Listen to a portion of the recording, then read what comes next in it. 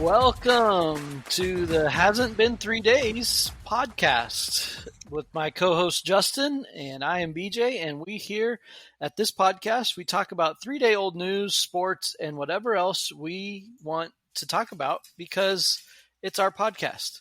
You, the MVP listeners, get to listen in, you get to laugh, you get to hate on our takes and opinions, but just don't let us know about those opinions until it's been 3 days. So here we are, and we are not influencers. We are impressionists. And again, thanks to you, our MVP listeners, we are up to 418 impressions. Wow. Yay! Insert golf clap. There it is. So, thank you to all of you that listen and for all the opinions. We have gotten more and more feedback every single week. I want to say thank you for that feedback. It's been beneficial.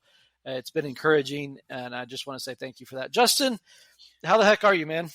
Dude, I'm doing awesome. Doing good. This week has started out fast and furious.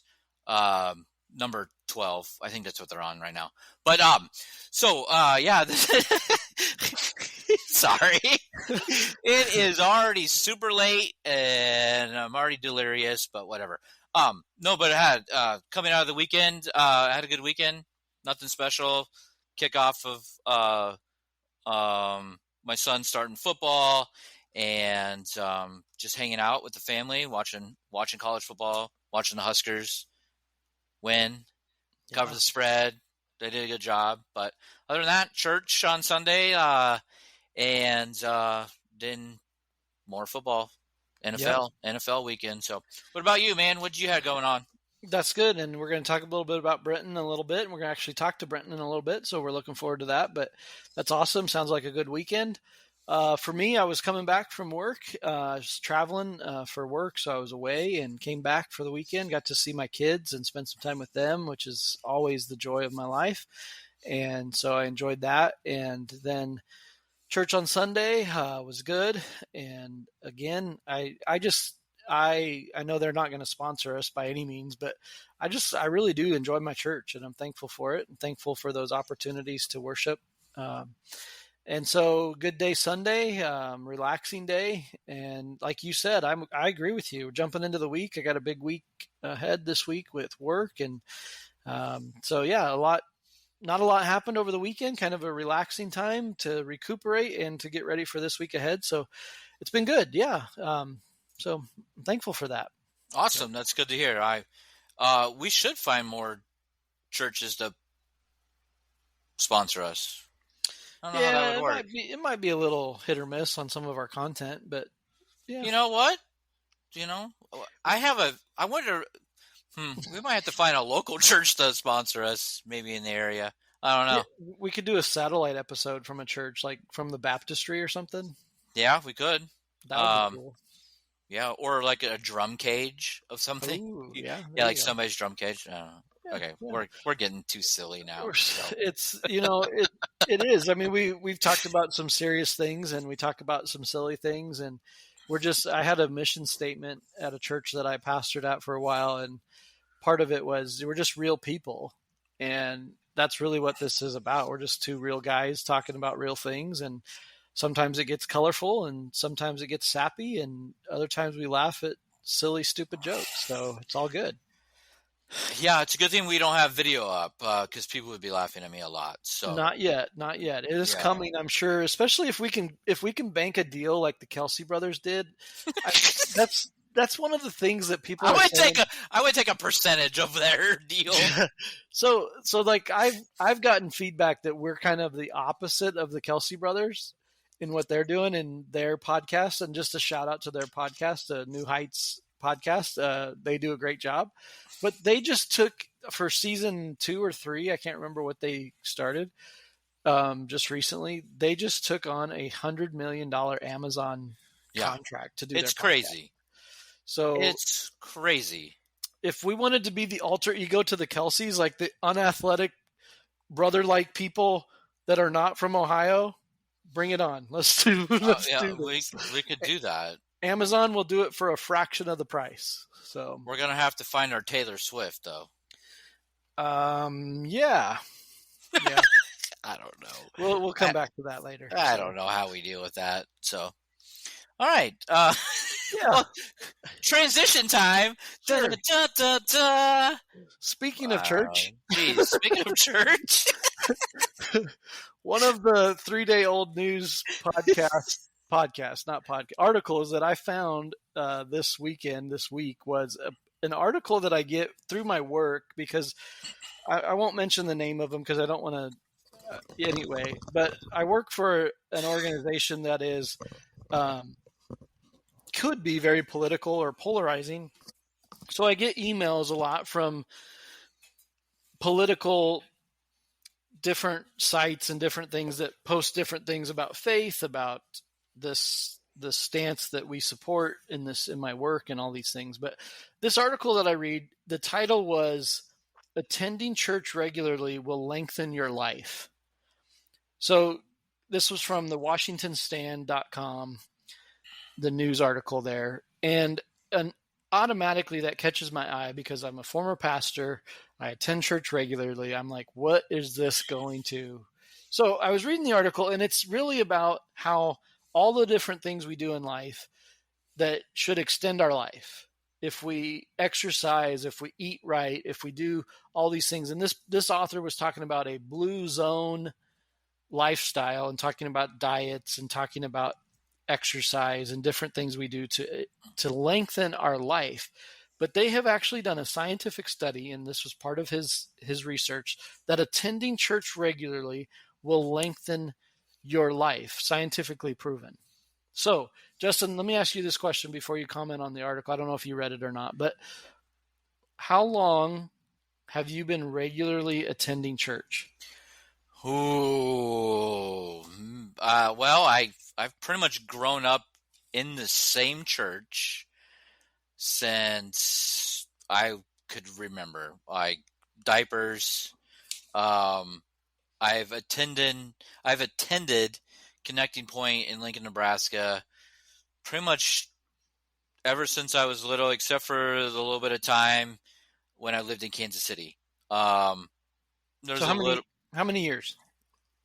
Well, I'm 43, so 40 years at least. 40 to 40. I think, I don't know, somewhere in 35 to 40 range. I don't remember when my parents, the exact dates, but yeah. All I remember is our church way back when, and we've never, it's been the same building too.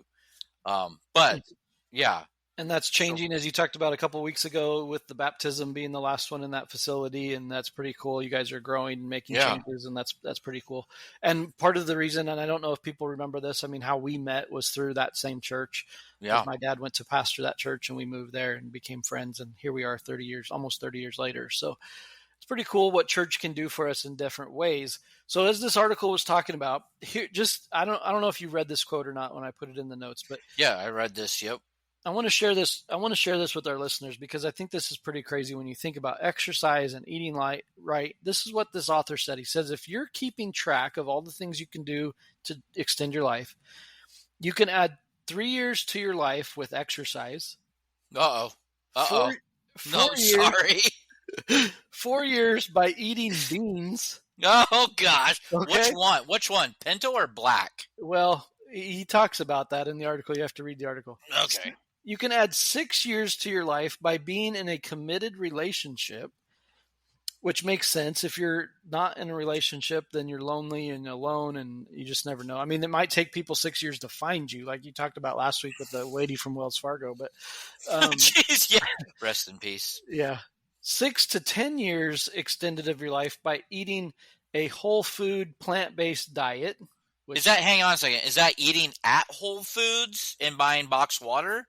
Yeah. Or just like a whole food diet? Does Whole Foods sell hot dogs like Costco? I don't know. They could be vegan hot dogs. Maybe they're plant-based. Who knows? Yeah, possibly. I don't know. That's just what this quote says. And then he ends this quote by saying, and 7 to 14 years can be added to your life by attending church every week. Wowzers. Wow. That's like 3 times over for me right now. Well, and I mean, do we go every week? No. I mean, most people probably don't attend church. Here's what I knew from a Pew statistic earlier, and I'm not meaning like Pew like what you sit in at church, Bless for you. those of you that don't understand that. But Pew Church Research a few years ago talked about the average regular church attender is like 2 weeks a month, is the average considered a regular attender. So this is saying every week. So 4 weeks out of the month. And some people might say there's only 4 weeks in a month. There's not. But No, the fifth week is family worship Sundays. That's where all the kids are upstairs, and it becomes very entertaining. So as a pastor's kid myself, my kids are pastor's kids. I grew up in the church as well. The story my dad tells is that I was on the second pew at 3 or 4 days old in revival services. So I've been in church 40 to 41 years of my life as well. 7 to 14. Can you believe that? What do you think about this statistic? I think it's crazy. It's crazy to think that now I'm thinking about that. I thought my life was going to end early. Like I think I'm going to get a few extra years. BJ talks about, being in the church and being a PK and then also being a pastor. I mean, I've been a long time volunteer at our church.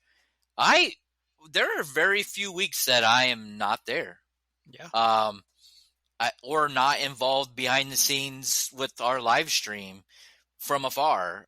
So it's like a second nature. It's like a second job that is not paid well. Or anything, but they take care of it. It's not about the money, that it's about serving in the way that you're able to. So, but yeah, 7 to 14 years, geez, that's if you're potentially going, that's at every week though. And like your Pew stat says that usually it's, but even if you were to take simple math, okay. Yeah. If we were to take, somebody asked me the other day, what is it called when we talk about mansplaining? What is it called when a woman explains something? And I didn't answer it because I felt like it was a trap. Yeah, I was gonna say trap. So what if we even did, so not girl math, but just simple math? Simple math here. Okay, if 2 weeks is a regular attender, and this study is based on 4 weeks, then just simple math would say if it's not adding 7 to 14 years, then maybe it's adding 3 to 7 years if you're only going 2 times a week. Yeah. So, but 7 to 14 is a big range too, if you think about it. It is. So I wonder why they landed on 7 to 14 if they said every week. I don't know, but let me talk about what's important here, because I do want to touch on this, and not just from a joking standpoint. No, you're good. You're good.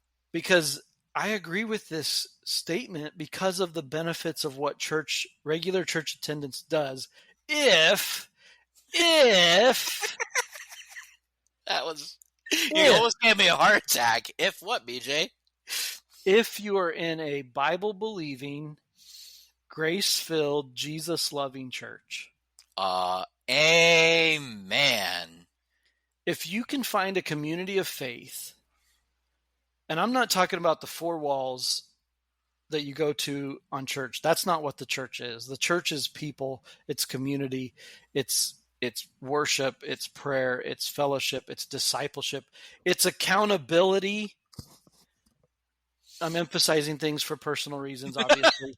But when you can find a community where you can be vulnerable and you can be committed and you can be invested in, and you begin to pour yourself out, but you also begin to be filled up because you're with like-minded people in a community that is moving forward together with a common purpose, which is the grace, the love, the power, and the presence of Jesus Christ, then there's no reason why it wouldn't add to your life, because it would reduce stress. It would reduce, those places where we get nervous. Again, there's a big if, because the church is full of imperfect people, and I'm one of them. I know that. But when we expect the church to be perfect, we go to church stressed out, anxious, on guard, we're ready to fight because we don't know who's going to make us mad that week. That's not what it's talking about. It's talking about those places where you can be filled up with the Word of God, you can worship freely, and you can be in community with other believers that believe the same thing, that are moving forward in the right direction as real people doing real life together on a common ground. I'm really glad that this study came out. I thought it was really cool. I'm glad that I just added 14 years to my life. I'm with you. You talked about the church and the community of, of the people that you're around, not being just inside the church. Small groups and stuff like that do go a long ways and help build and the accountability piece that you're talking about. Just having somebody to say, hey, this is not what we've talked about, but they're also the same people that you can have those inside jokes with because they're real people. It doesn't have, I know that our small group hasn't met in a very long time, and that's for a lot of certain unfortunate health things that we've had going on in our lives. And when we had our small group, we look forward to it. We would plan our lives around it, just because we didn't want to miss it. We enjoyed that community time, and we miss that. We do, but our situation hasn't allowed us to get back into it, and maybe that's an excuse that we should figure out a way to do it. But I think also at the same time, we still have good relationships with these people, even though that we don't see them. We see them every week at church. We used to see them twice a week because we'd have small group. There's a lot of people that we've known who've come to church because of small groups. Yeah. They come to the small group and they're like, yeah, I'll give your church a try. Like, that happens. You hear those stories all the time. And that is what being the church is. Not you need to be in the Sunday pew. Now, if you can be the church as an extension of your relationships outside, at work, anything, that's being the church. And that gets lost a lot of times when there isn't the accountability within a community of people that you're with all the time, every Sunday-ish. You brought up a point there that adds to this statistic, if you will. I mean, you talk about going twice a week with small groups. I mean, think about the olden days, quote unquote. Wednesday nights, Sunday morning, Sunday night, Wednesday night. Yeah. And then if you had a special prayer night or you went to Sunday school, I mean, you talk about those people that complained about spending 4, 5, 6 hours a week at church for all the different things. I mean, think about that for a minute. That's 58 years right there. What exactly? I mean, you have a whole lifetime. Yeah. Just by going to church. Now, what does that say? I mean, Paul wrote in Scripture, to die is gain, to live is Christ. I mean, that for as Christians, we want to go to heaven, and that's our eternal home. But this is an interesting. I just thought it was an interesting article. It caught my attention, obviously, because these things do. But anyway, thank you for sharing that. I appreciate that. I'm just thankful for a good church home. I'm thankful for a Bible preaching pastor in my church, and I'm thankful to be a part. You endorsed your church. Let me endorse my church.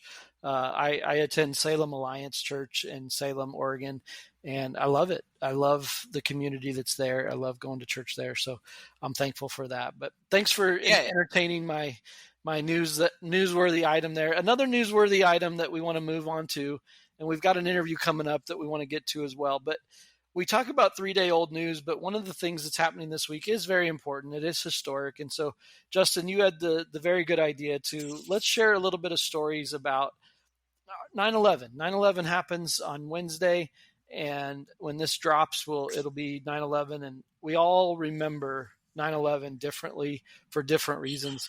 Share with us your memories. Why 9/11 is so important to you. Yeah, so 9/11, I remember vividly. I remember that I woke up to my alarm and the news was on talking about something flew into the towers and there was a fire or something at the World Trade Center. I thought I was waking up to like a remembrance of the Twin Towers in 1993, or I believe it was 1993 or whatever year it was. I think it was 93, where they had a bomb that blew up in a parking garage in the bottom. So I thought they were talking about that. And then I go to work, and it was a Tuesday. Remember it being a Tuesday? I was working at a retail store where it's new release Tuesday, so you had new music, new movies, and no one's coming in. And we're hearing this news, and this is before social media. So it is all just radio, and we have to go get the TV out of the break room, and we set it up, and we're watching the second plane hit the towers, and we're seeing life just stop completely. The store I was working at in Olathe, Kansas, they had a gas station, and right then and there, everybody had this fear that foreign oil is going to go away, and people literally for miles just taking up space at gas pumps and just taking up all this gas because they thought we were going to lose everything. But then the world just shut down forever. Mm-hmm.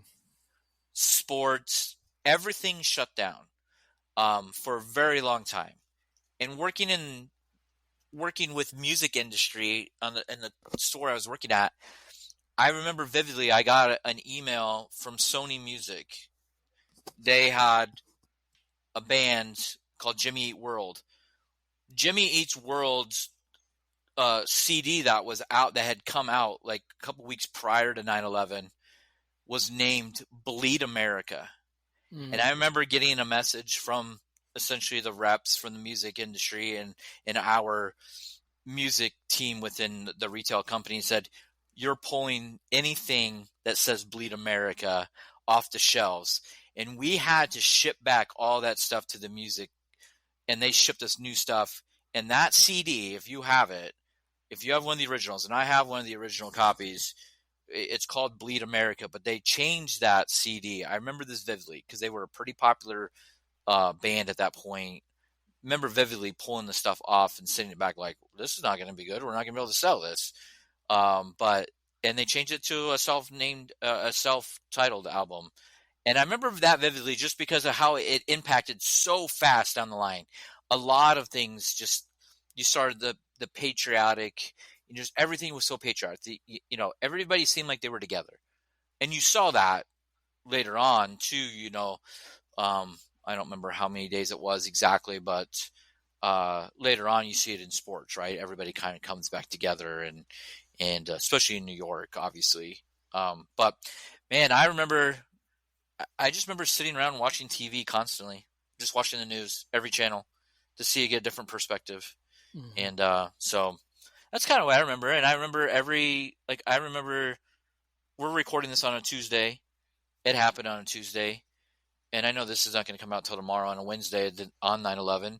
But man, I remember every kind of moment I had, waking up, listening it happening, being at work, deciding what I was going to do. And I remember Becky telling me, she was in college at the time, they just sat around in college just watching the news. Everybody has these types of stories. What about you? Where were you on 9/11, 2001? Wow. Yeah. 23 years ago, huh? It's hard to believe. I know exactly where I was. I know what I was doing. You made some really good points, though, as far as unity in the country, and I remember those comments you just made about sports. I remember talking to my dad 23 years ago, I was just an immature kid, really, right? And I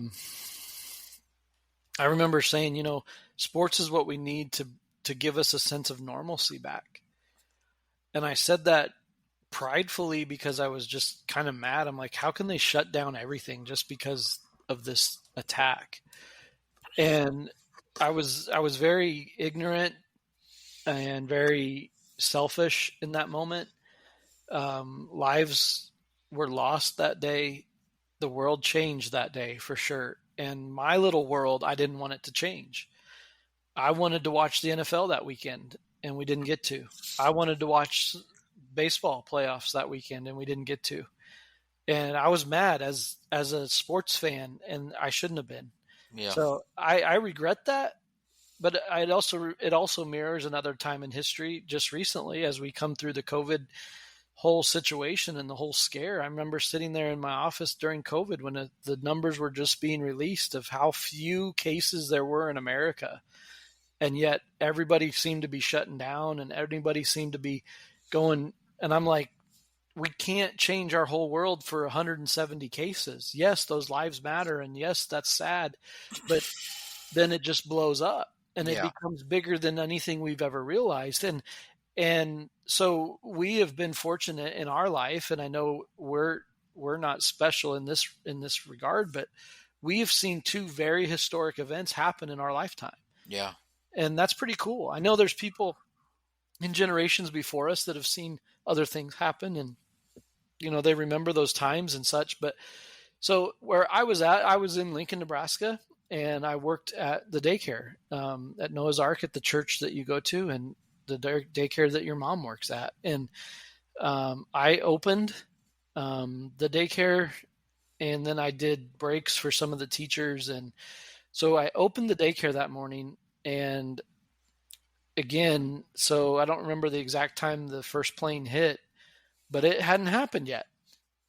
And so I'm there at work. I'm getting it ready to go. I'm doing all the stuff that I got to do to get the school age room ready. I remember that. We had a TV on a cart in that room. And by the time the first wave of staff started getting there, I remember vividly sitting in the kitchen of the daycare at that church in that basement. And our school age teacher, which I believe was Jeff at the time, if I'm not mistaken. If it wasn't, it was his brother Todd. And we had the TV pulled out in the school age room, and we were watching the coverage. And I remember going in to do my first break, and my first break that morning was your mom's break, and talking to Sharon about 9/11 and what had happened. She couldn't believe it. So she goes into the kitchen for her break. She's watching the thing. She came back late for her break. I mean, everybody gathered around because of this was history. This was history being made. Yeah. And I'll never forget that day where it was just there, that daycare, in a daycare full of 100 kids. That daycare was silent that day. Mm-hmm. It was so quiet, and there was such a somberness about the whole day that was just eerie. But as we watched, like you said, as we watched the second tower get hit, and we were like, that can't be real. That's got to be a replay. And no, and it was live, and that was just crazy. And then I'm not very patriotic. I love my country. I love the freedoms that it's given us, and I'm thankful for the men and women that have died for that freedom. But I'm not very patriotic when it comes to uniting around a country. I'd rather unite around Christ and different things like that, but that's a different topic. But what I was so proud of as an American was to watch the unity as President Bush took his time to make some calls and to make some decisions, but he came out confident. He came out ready to fight and find out how we were going to defend our homeland. And love him, hate him, whatever, he did say later on as his presidency ended, when somebody asked him, President Bush, will you be remembered as a great president? And his answer, I'll never forget, was, only time will tell. Yes. Yeah. And I thought that's such a humble answer to that question, because he went through one of the most horrific times in our country as we saw terrorists attack our homeland right in front of our nose, because we weren't ready, because we got arrogant. Yeah. So yeah, that's a good thing about life. I mean, that quote can be attest to a lot of things in life, not just that moment. Yeah. If you really kind of break it all down and get really deep in the woods on this, but that's.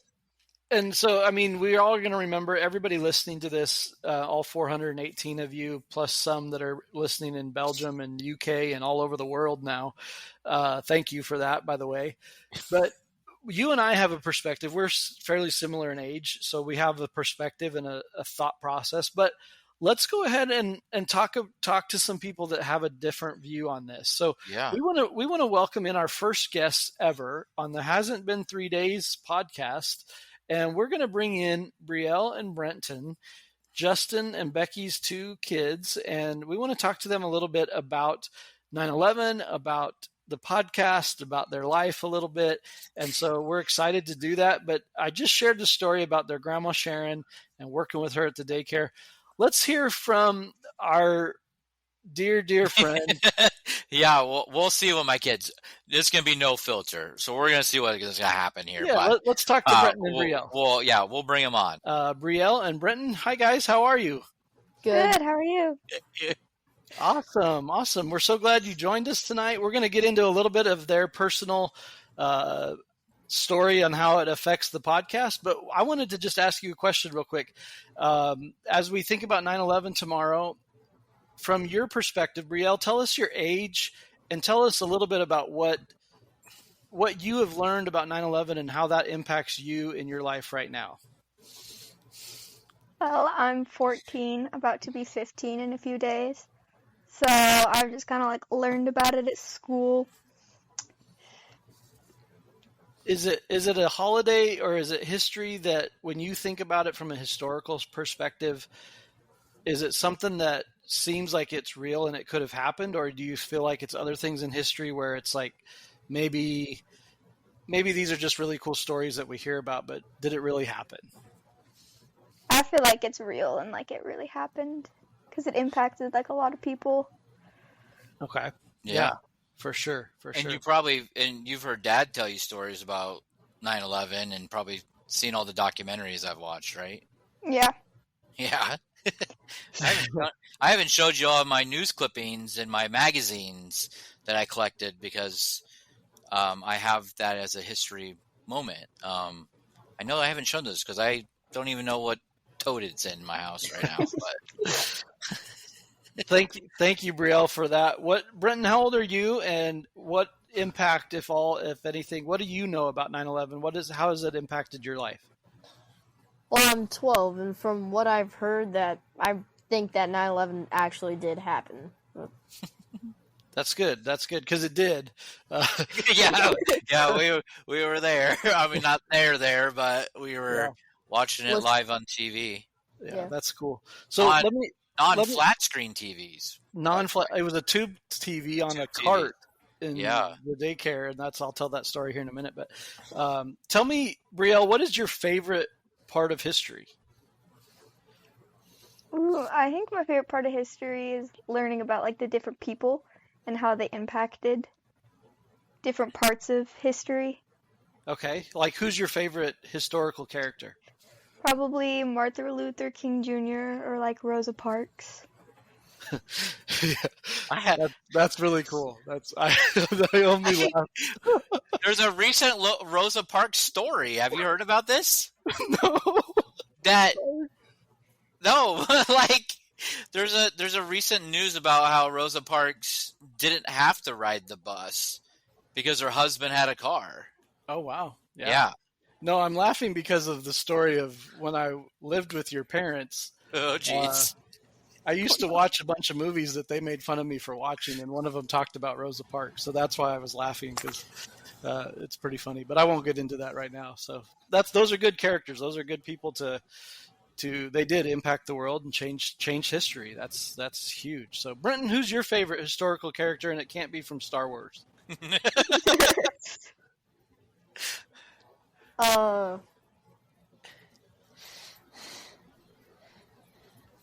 Abraham Lincoln, probably. Yeah. Abraham Lincoln. Do you know what number president he was? 16. 16. Good job. Yeah. So yeah, those are really good, influential people for sure. Justin, these are your kids. Do you have any questions for them about history and about their take on 9/11? I mean, Brenton, both of our kids like history. They talk to me about it a lot. I think it's one of the things that interests them.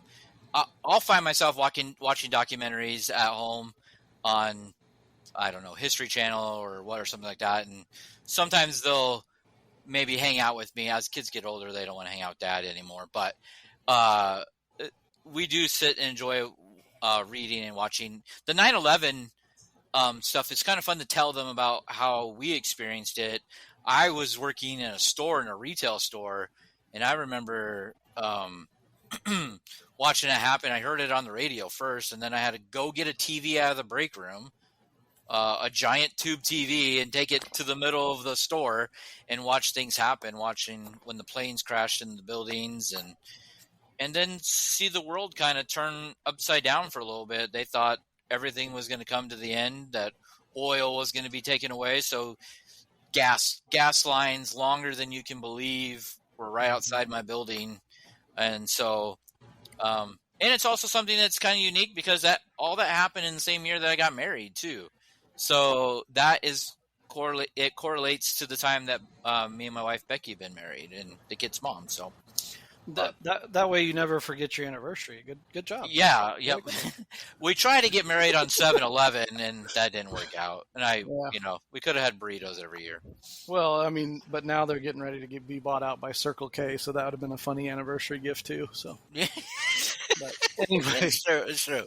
But no, they've really enjoyed history. They enjoy talking about it, and it's good. It's interesting to see how their perspective is and how they're teaching in school now, because they have different resources and more things available to them, like the internet that we didn't have, right? Like internet was like really not very existent as what it is.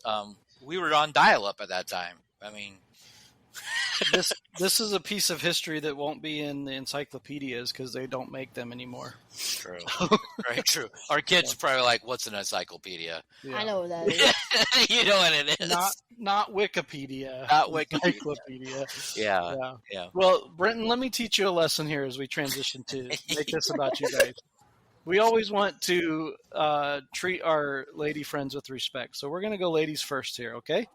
I know she's your sister, but we're going to go ladies first here on this. So, Brielle, I want to start with you. You're 14, almost 15. Is that what you said? Yep. Yeah. So happy early birthday. Congratulations on turning a year older. That's awesome. But this whole podcast was your idea. And I remember vividly on a car ride, and you were in the car, and so Justin always prefaced it by saying young ears in the car, and I would usually say earmuffs. But tell us why, Brielle, you thought your dad and his friend should do a podcast. Why did you encourage us to do this?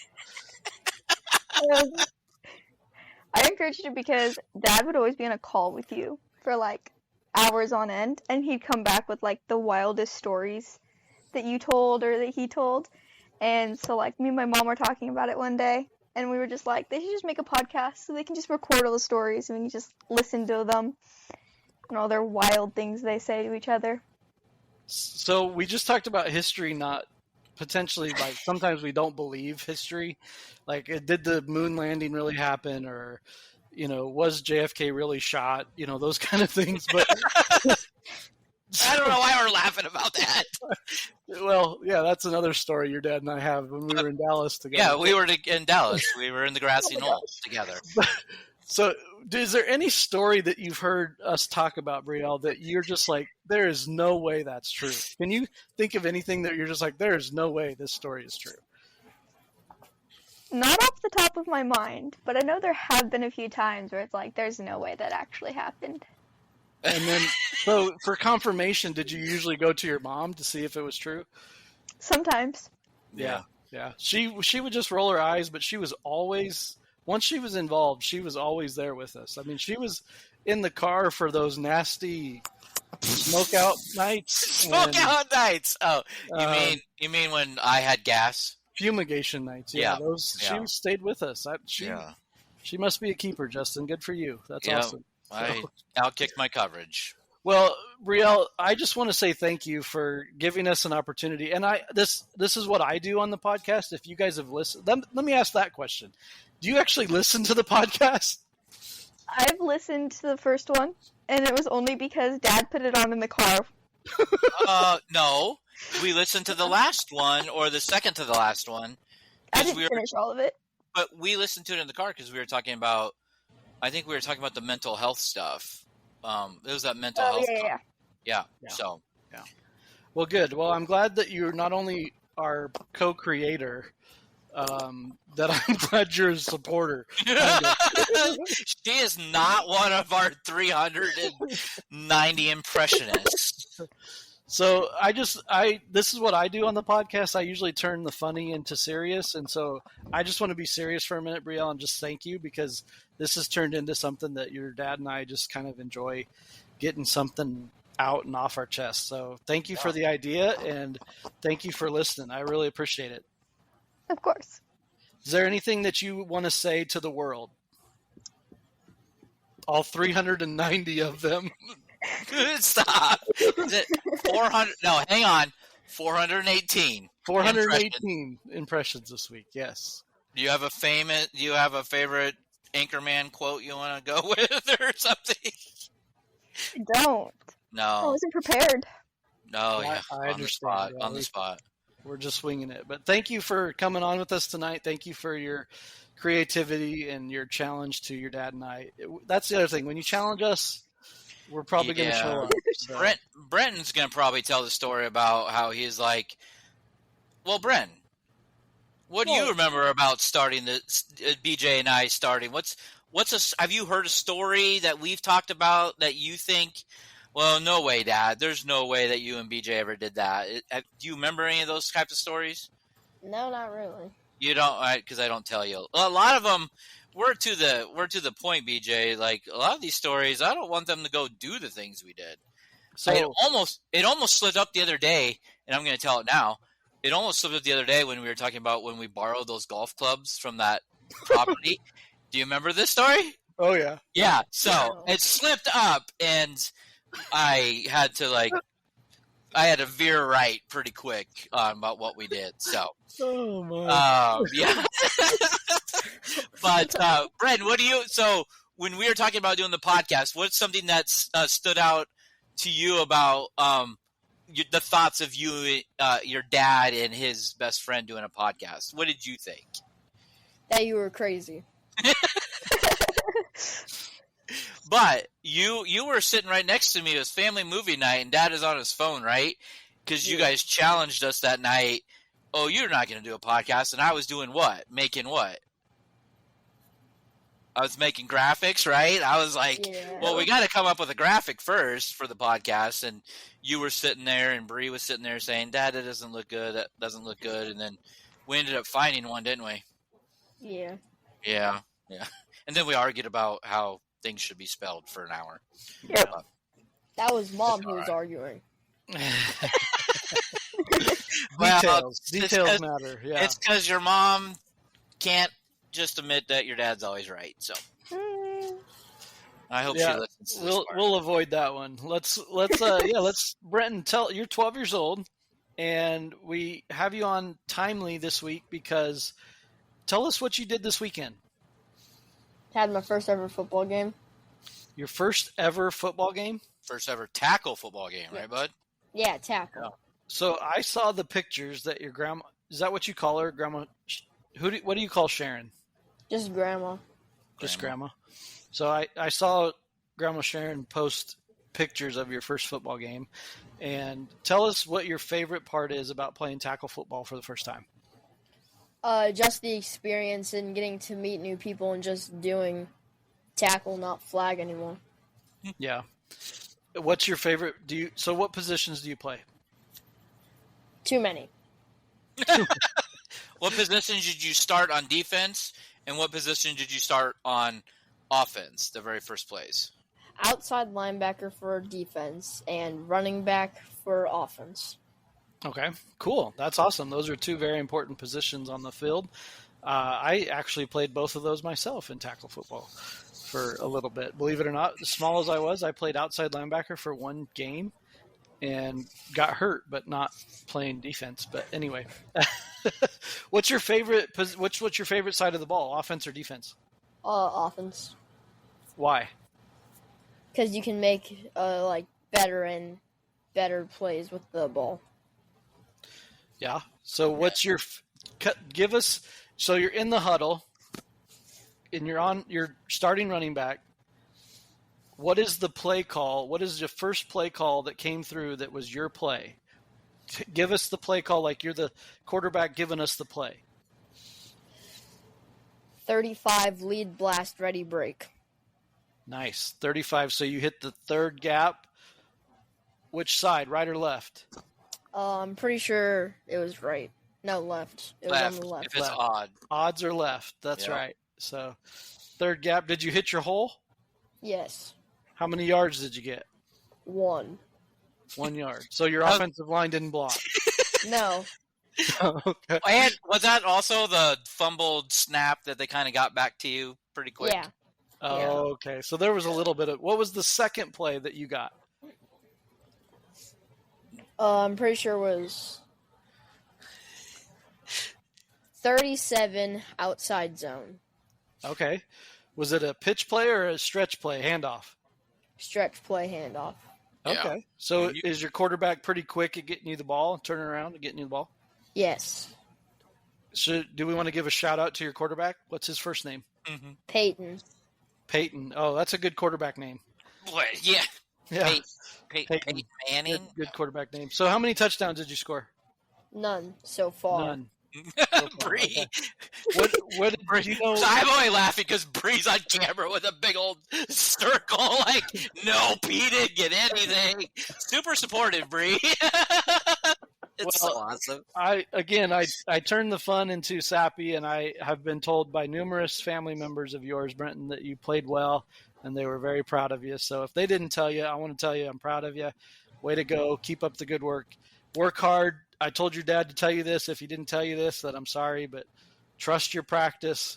Go out there, hit somebody in the nose. You make them hurt before you get hurt. That's the whole key to tackle football. Yeah, and we talked about tackling, right? Just that first week. And did I give you a nickname after week 1 already? No. Oh, are you sure? Yeah, I think I'm sure, yeah. Oh, okay. Actually, I think Bree gave you the nickname. Bree, what nickname did you give your brother? I did not give him the nickname you did. You gave him the nickname Speed Bump. Because he was really good at slowing up everybody. He didn't really want to hit anybody. But that's week 1. Everybody just kind of needs it. You just need to go out and hit your dad in the front yard with your full pass, and you feel good. Mm-hmm. Yeah. So let me end this football segment with a story, not about me, but about my brother when he first played midget football in Lincoln, Nebraska. You can't say midget football anymore. I can say whatever I want. Politically So my brother played whatever you could call this football. Lincoln Youth Football. Lincoln Youth Football, and I think he played for at the time the Runza team. The Runza team, yeah. And he got the ball. He played running back. He was starting running back as well, and he was so fast. I don't think he got tackled the entire season, but he was also a little bit shy and scared too. So there was one game they only had one official on the field, and we're standing on the sidelines, and Brady gets the handoff on probably equivalent to like a 38 outside zone, if you want to use that same terminology. He comes around the corner, and nobody's close to him because he's so fast. And the official was on the other side of the line, so he couldn't see. Brady runs out of bounds 5 yards, past all the fans, and runs back into bounds and scores a touchdown. And they all were like, he's out of bounds, and he's standing in the end zone ready to celebrate. So it's always fun when you're playing Lincoln Youth Football. Not midget. Not midget football. That's politically incorrect nowadays. Yeah. Well, Brielle, Brenton, I want to just say thank you for taking the time, and thank you for your ideas for us to start this podcast. And congratulations on being the historic figures of the first ever guests on Hasn't Been 3 Days podcast. So thank you guys for joining us. Really appreciate your time tonight. Justin, you got something to say to your kids? Once again, thank you for challenging us, but also thanks for being supportive, even though Bree says she doesn't listen to us. She does talk about things with me. We have good conversations on the way to school, and I'm couldn't be any more prouder of you guys about the way you're transitioning to high school and middle school and how you're handling things. And hopefully someday you'll come back and listen to these things that BJ and I talk about and take those and show that relationship piece that you guys can see that we have, that you can translate that into your friends and stuff, and show you how important it is. Once again, I'm proud of you guys, and thanks for supporting. Hasn't it been 3 days? Question mark. But well, I think we're gonna end our time with our first interview. And I think we're gonna let the kids be, and then we're gonna transition on to talking about our upcoming weekend and our picks. So, Bree and Brenton, thank you. Have a good night. Thanks for having us on. Yep, no problem. Yeah, Good night. Sweet dreams. Good I night. don't want to go to bed. You gotta go to bed. All right. Bye, kids. Bye. Awesome. We have really enjoyed our time with you all. Brenton and Brielle, thanks for taking the time. Thanks for being with us tonight. And thanks for sharing your thoughts with us about history, about sports, about life. We just really are thankful for that. So as we look ahead, let's transition this, Justin. We just heard from Brenton about his football, and they started 1-0. We didn't tell that story, but they did win their game, so we're excited for that. But let's look at a few games this week as we kind of lighten the load and move into the next section here. Just for record keeping sake, because that's what we do, that's what I love. Statistic wise, we started the year 3-2, both of us. We have continued 3-2. So that's right. I'm not going down without a fight. If you're betting games with Justin and BJ, you are winning very slimly, but you are winning. We both were 3-2 this last week as well. And Justin almost guessed the Ole Miss game on the dot. Good job, Justin. I was guessing 52-0. Ended up being 52-3. 52-3. They did cover, so we did get both of those games right.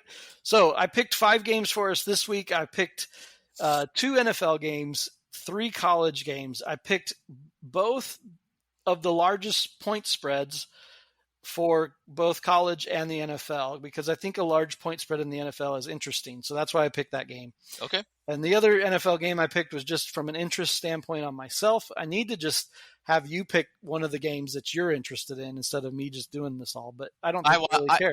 NFL, I just watch Red Zone. So, and as long as my fantasy guys do good, I'm good.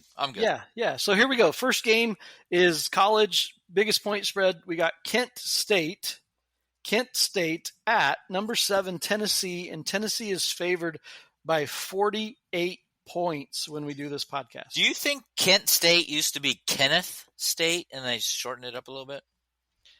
I don't know. I was thinking Kentucky State, but that's just because some people in Kentucky can't spell. I don't know. Is that where Kent State's at? I don't know. I thought it was in Ohio, but whatever. Or maybe my Uncle Kent started a college and called it Kent State. I don't know. Uncle Kent is where is he in the United States now? I don't know. I have 2 Uncle Kents, and one. Oh yeah, so both of them are in Nebraska. Yeah. Oh yeah, that's right. Okay, yep. Oh, it's your other uncle. Is it Brooke that's in Idaho or something like that? Yeah, Brooke's in Idaho. All right, whatever. Anyways, so that's our largest point spread.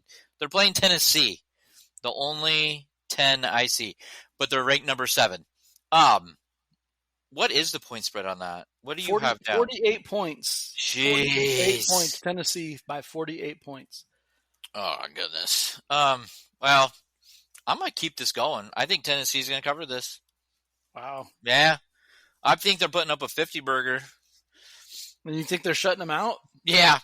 Okay. Yeah. I got to be wrong at some point, but I'll keep going and keep winning. That's probably a smart move. I'm going to do the dumb move. I'm going to say Tennessee can't cover the spread. I think they put up a 50 spot. I think it's 54-14. No, 54-17, and they lose it barely. Yeah. It's really hard to shut out teams nowadays in college. Yeah. It honestly is. And so, but we're gonna let it ride. Points. I think Tennessee wins, but I'm just going points on this one. So. Yeah, no, I got you. Well, okay. I'm gonna let it ride though. Okay, cool, good. We're going to be different on that one. That's good. The second one is the largest point spread in the NFL this week that I picked, and I'll go ahead and pick this one first. But Las Vegas at Baltimore. We saw Baltimore open the season Thursday night at Kansas City. Lost by a toe. Lost by a toe. Big toe, too big of a toe, whatever you want to say it.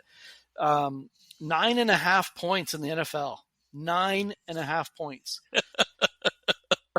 There is not another game. I think there's one other game that I saw that was a 7-point spread. Everything else, 9.5 points. Justin, that's huge.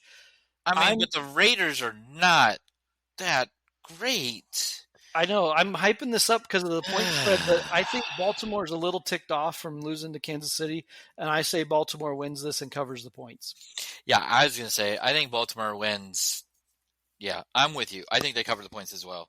Okay. With being... that's a straight up noon game. It's one of the first of the day. They're just gonna be ready to go and get after them. Yeah, so I agree. So yeah, that's a crazy. And I think they're like the total points are like 40, 41 total points. Yeah, and the 9.5. I mean, that's. Jeez, you're in. Yeah. Okay. Yeah, I don't think Las Vegas has a chance.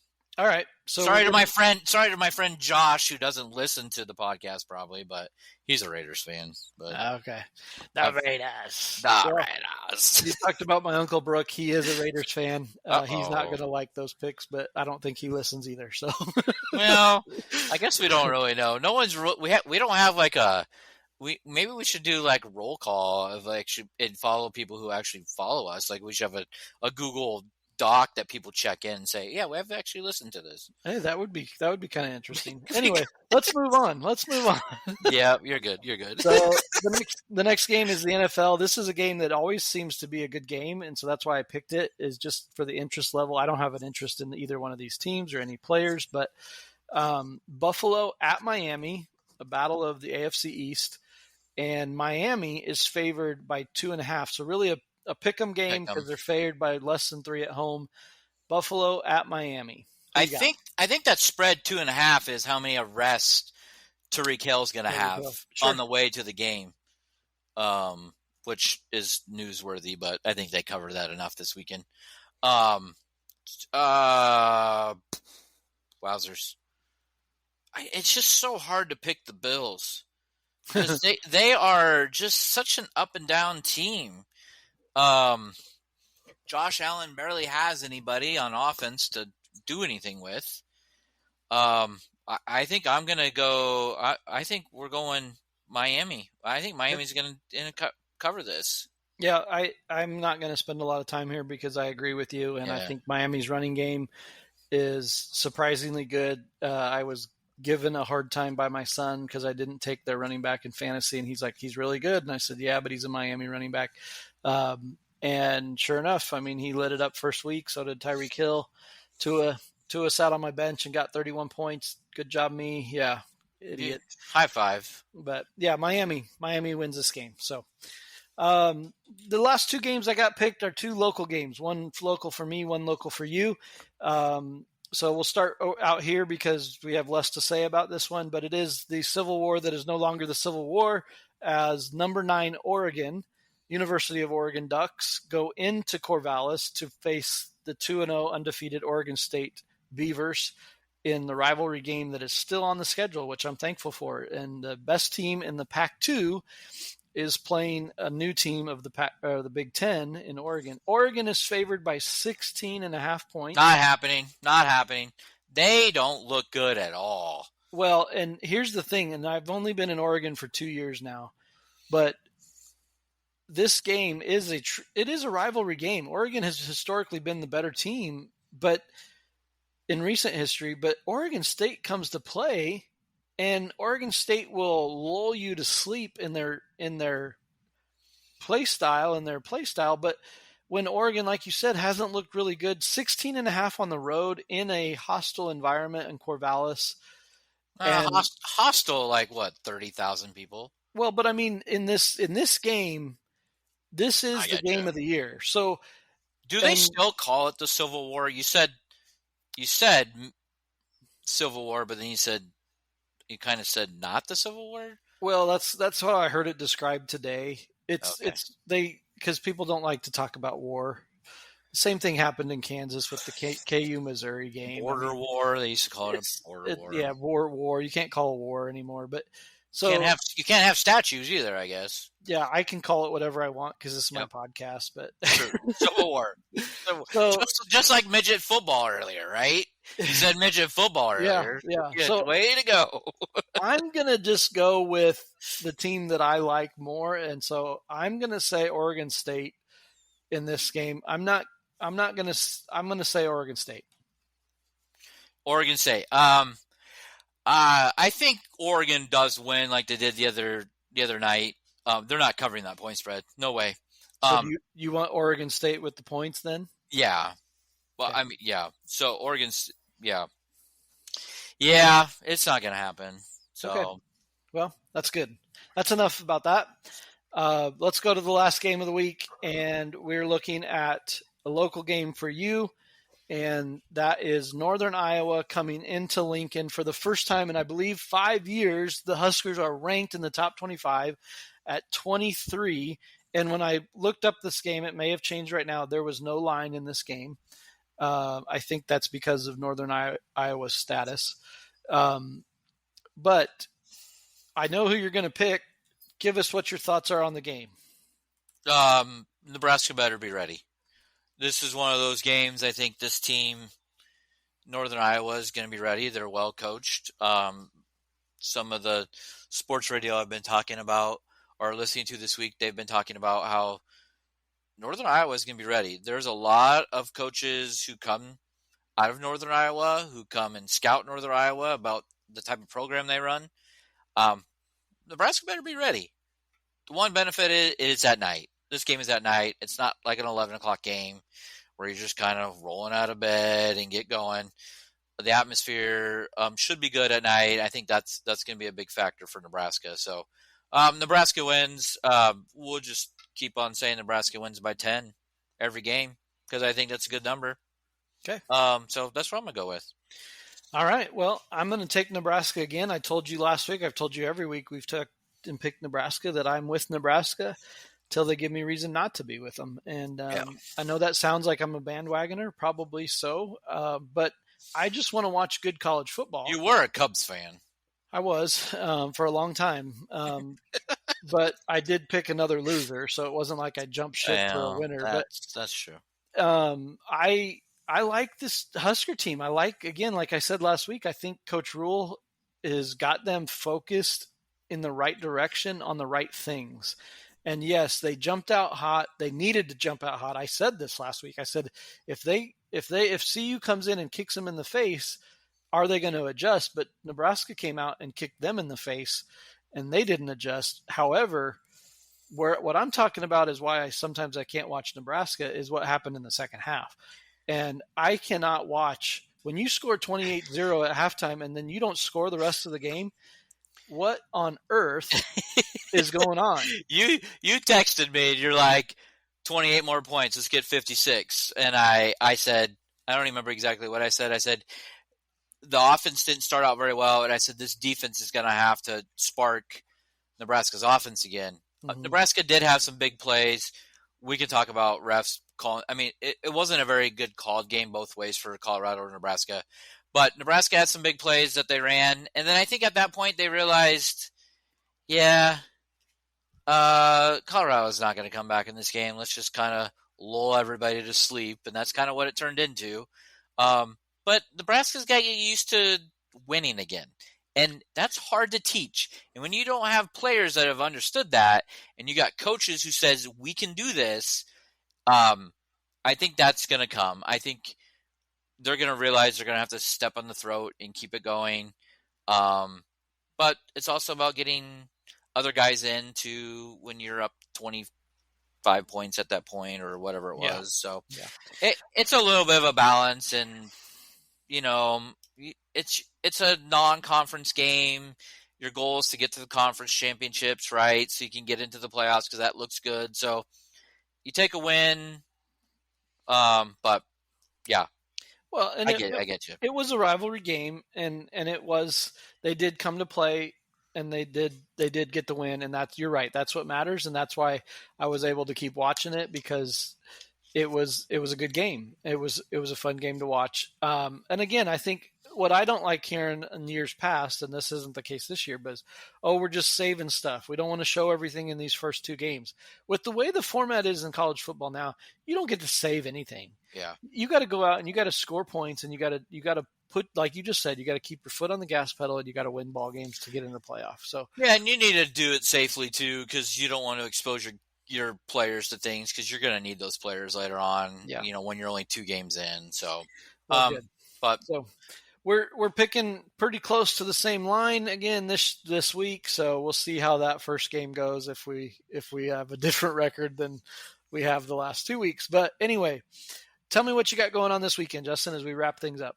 Well, this weekend, I get to be solo dad. My wife is on a mini vacay with her mom. They're headed up to the Black Hills for just kind of a little getaway.